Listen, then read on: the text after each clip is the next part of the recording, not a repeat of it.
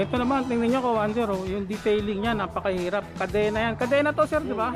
Kadena, iba, galing sa chain block na kadena. Pinatigas niya lang, oh, para makabuo ng isang frame. Nakakabilib to, sir, oh. Ito lang eh. Sir, paano mo napatigas yung mga ganyan, oh? Saka itong upuan, oh. Tingnan nyo, mga Kawander, oh. Kala mo, ano lang bubuyog eh. Pero, oh, pag tiningnan mo, puro nuts yan, oh. Pinagdikit-dikit niya, oh. 397 pieces. Ayun, 397 pieces pala yan. Tapos ito, may napansin din ako dito. Para saan to, sir? Sa lock ng ano, yung stand niya. Alak ng stand dito. Yung stand niya. Pakita natin sa kanila, sir, kung paano yung ano yan. So, ayun, no. So, ito ang mas malupit. Ito matindi, oh. Walang mga spokes, oh. Oh. Ito, sir, anong ano nito? Galing sa grinder. Galing, no? Ito, mga gawang Pinoy talaga, oh. Oh. Propeller type na siya. Propeller type na, oh. Oh. Basic lang din ang mga pyesa niya, katulad din sa ordinary bike. Oo. Combination na lang din yung ano niya, lever niya pang e-bike. Sir, saan ang address? Halimbawa, kung gusto nilang makita yan. At dito sa may 2490C, Romium Street, San Andres, Bukid, Santa Ana. Gilid lang ng Holy Family. Holy Family. Welcome back mga Kawander. This is Alex MTV. Panibagong video na naman ulit tayo. Kung nagustuhan nyo yung video natin nung nakaraan na bahay na puro mini belo, eto tiyak magugulat ka sa pupuntahan natin. Dito pupunta tayo ng Santa Ana, bibisitahin natin si Sir Marlon, isa sa mga nakilala ko nung nag bike show sa may Robinson East, Marikina. Bali papakita ko sa inyo rito yung tinatawag na chain bike at saka yung hubless na bisikleta. Sigurado magugustuhan niyo ito at magugulat kayo. So kung bago ka pa lang sa channel na to at hindi ka pa nakakapag-subscribe, huwag mong kalimutang i-hit yung bell icon and notification bell para lagi kang updated sa mga videos na i-upload natin. So tara, let's go! Shout out nga pala kay Sir Larry Lim, Larry the Explorer ng Playbike Philippines. Kung mahilig kayo sa mga playbike, ayan, subscribe nyo si Boss Larry.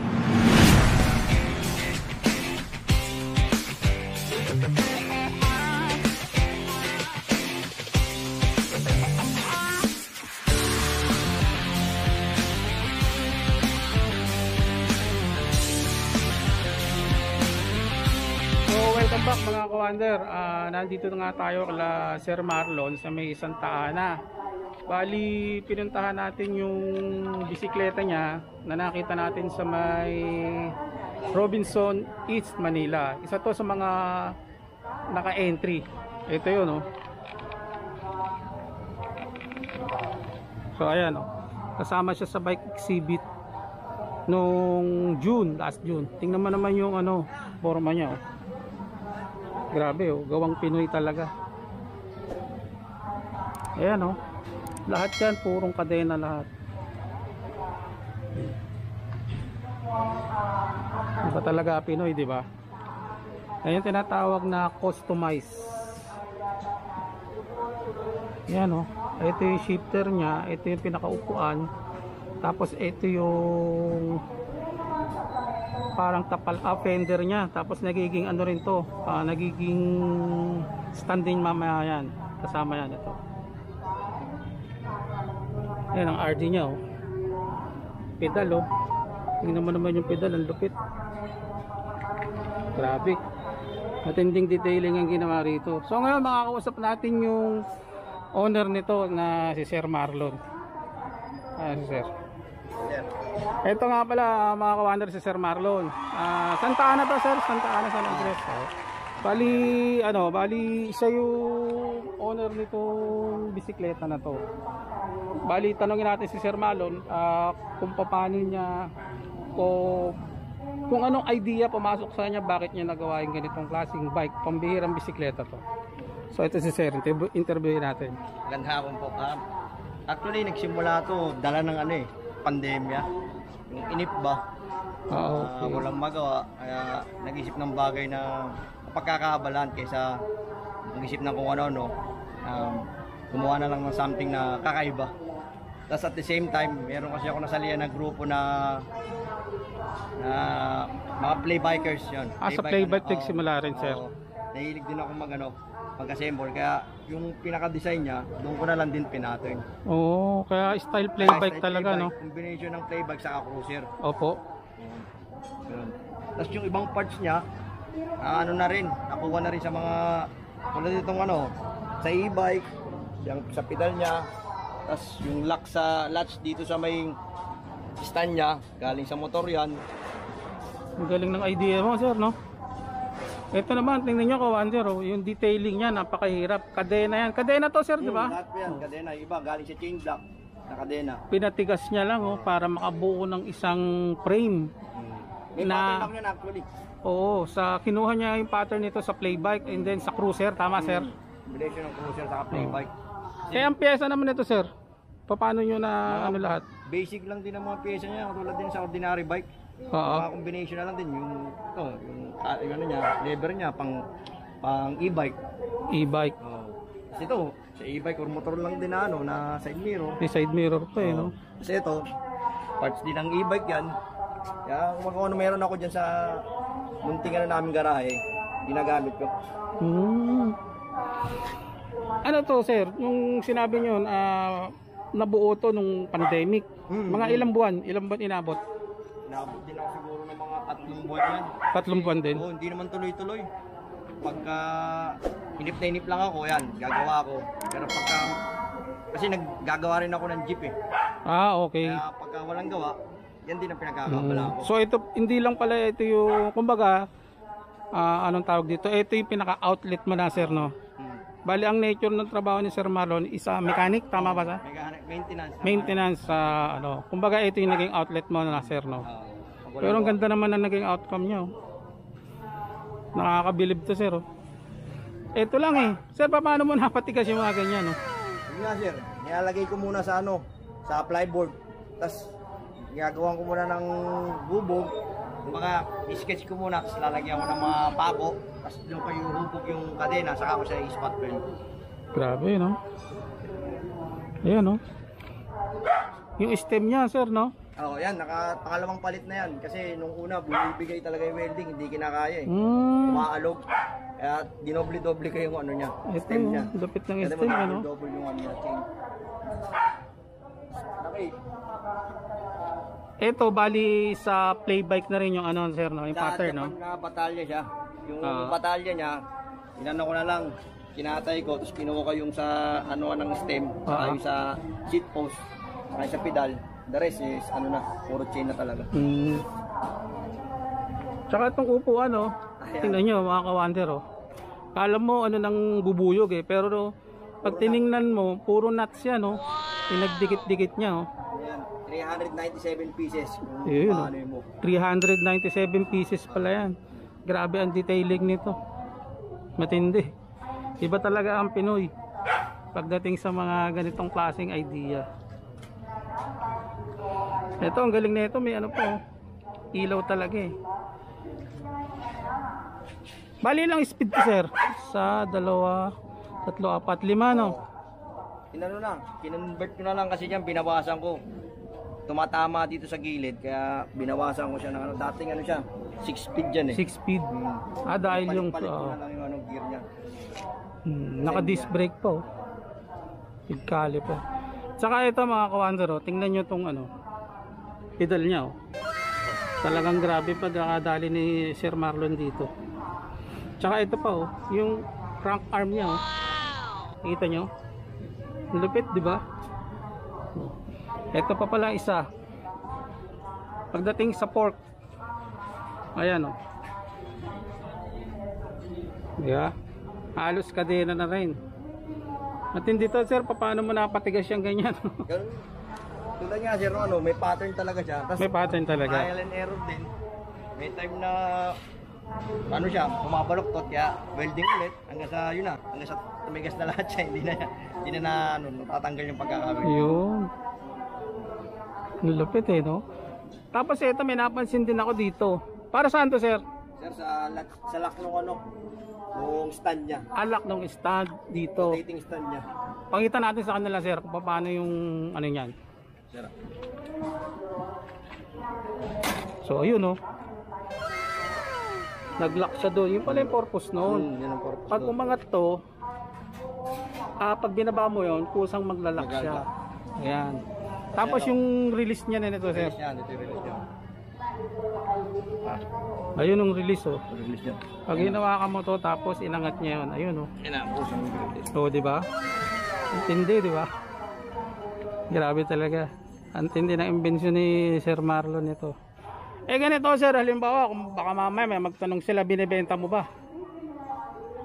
Kung binibenta siguro sa ngayon hindi pa. Sa ngayon Kasi yung hindi pa. nagsasawa eh. Kaya nga. Pero depende ano siya. Investment kasi siya eh. Kung Oo. saka in the future, Oo, sir. may magkagusto na Isasabak uli natin yan sa susunod na bike show. Baka ngayon December meron uli, no? ayun. May tinatapos pa ako isa eh. Ayun, may tinatago pa. Mamaya titingnan natin tinatago ni Sir Marlon.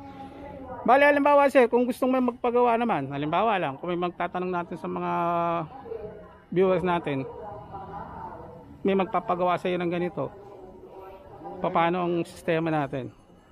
Pako-customize din sila? Saka-sakali, aabutin ng medyo matagal-tagal kasi hindi ko mabibigyan ng full attention eh. Tama. Ano na lang, patutulungan ko na lang. Itong bagay kung ano.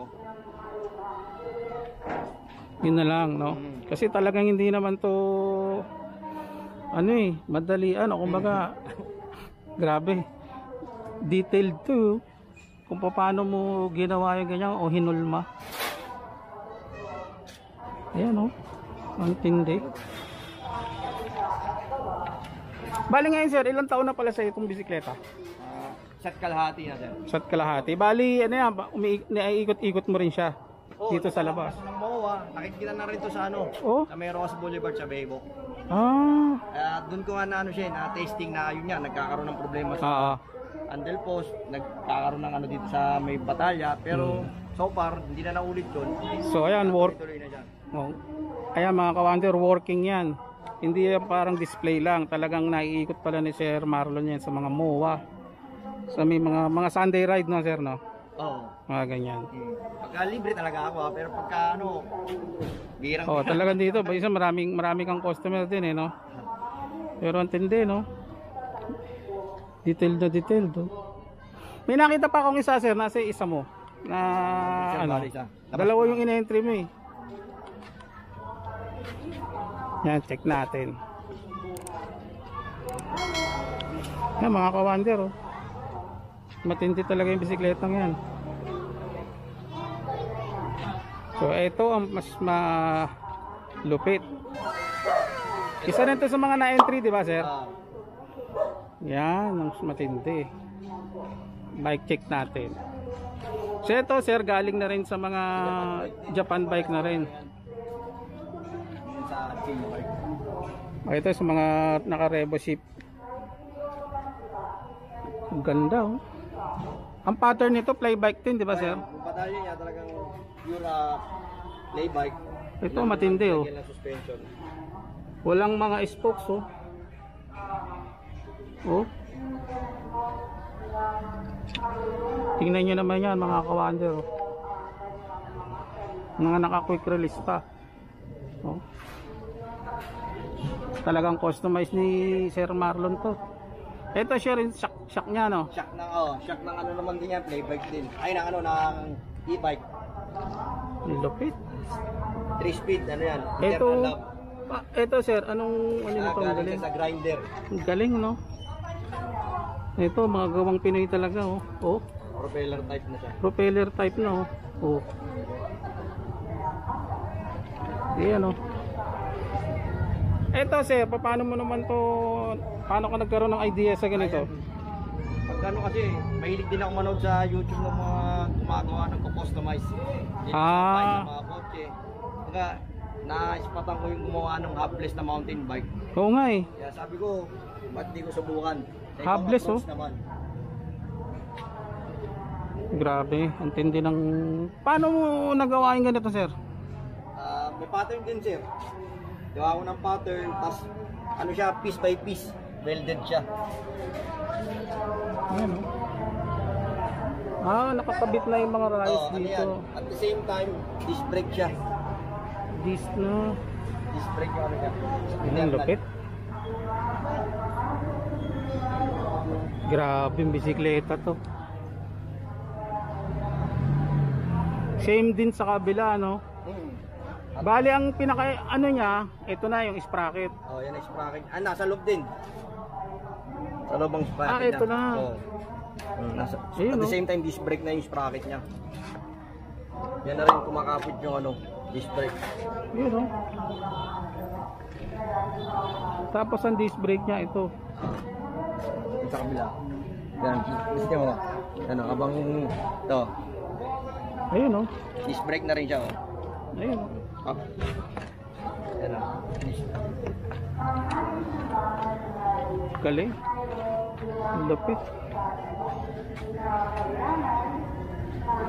Ito, sakto pang entry uli yan, sir. Di ba ano, kulang pa nga eh. Kulang pa. Oo. Sabihin, kulang pa pala yan, ha? Yung ano niya, yung working niya, di pa ganun kasi. Oo. Yung tawag dito, acceleration niya, yung pagtakbo, no? Kasi napansin ko nga medyo maliit pa to, no? Medyo konting ano pa to. Nakailang pedal ka na, di ka pa Oo. wala ka na ng balance. Pero grabe. Papalitan ko pa yan. Naka-ready na, kaya lang wala lang din akong time talaga magawa. Oo nga. Pero pambihirang gawa pa rin yan. Ayan, no? Dalawa yan. So sa mga gustong bumisita rito kay Sir Marlon, pwede nyo siyang mabisita rito. Sir, saan ang address? Halimbawa kung gusto nilang makita yan. At dito sa may 2490C, Romium Street, San Andres, Bukid, Santa Ana. Gilid lang ng Holy Family. Holy Family. If ever na mayroong magpa-customize, kung sakali, ilalagay ko na lang yung details sa description, sir, no? Sige, sir. Bibigay ko na rin yung contact number nyo and then yun, sa address nga. Para kasi, alam ko marami magkaka-idea niya, no?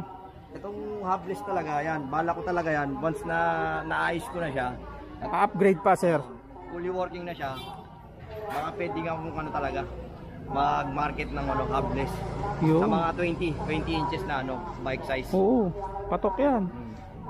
Pero hanggat hindi ko pa na ano, mahirap na. Gusto ko talagang working siya. Perfect na, sir, no? Parang wala pa rin naman ako nakitang habless, eh. Wala pa. Sa motor, Wala sir, pa. parang Sa motor meron, sa mga bisikleta wala. Kaya kumbaga, yan. pero sa mga nakita ko sa mga Pinoy, ano, kayo palang kauna-unahan yan, eh. Na nakapag-customize ng ganyan. Ayun, oh. So, ayun mga commander, kung nagustuhan niyo yung mga bisikleta na Sir Marlon, ilalagay ko na lang yung details doon sa description natin. And then, kung mahilig ka sa mga ganitong mga content, syempre huwag mong kalimutan mag-subscribe and like and follow mo yung Urban Wonder sa Facebook page natin. Sir Marlon, baka may masasabi ka sa kanila, sir? Basta yun, kung meron lang kayong kinainggitan, maganda yun. Pero sa in a positive way. Yun. Nagawa ko yun, nainggit ako eh. Nakita ko, baga ginaya ko siya, pero ibang approach. Kaya yun, nalaman ko na kaya ko pala. So huwag na kayong mahiyamang gaya. Tama. So yun, salamat, sir. At naimbitahan nyo kami dito. Thank you, sir.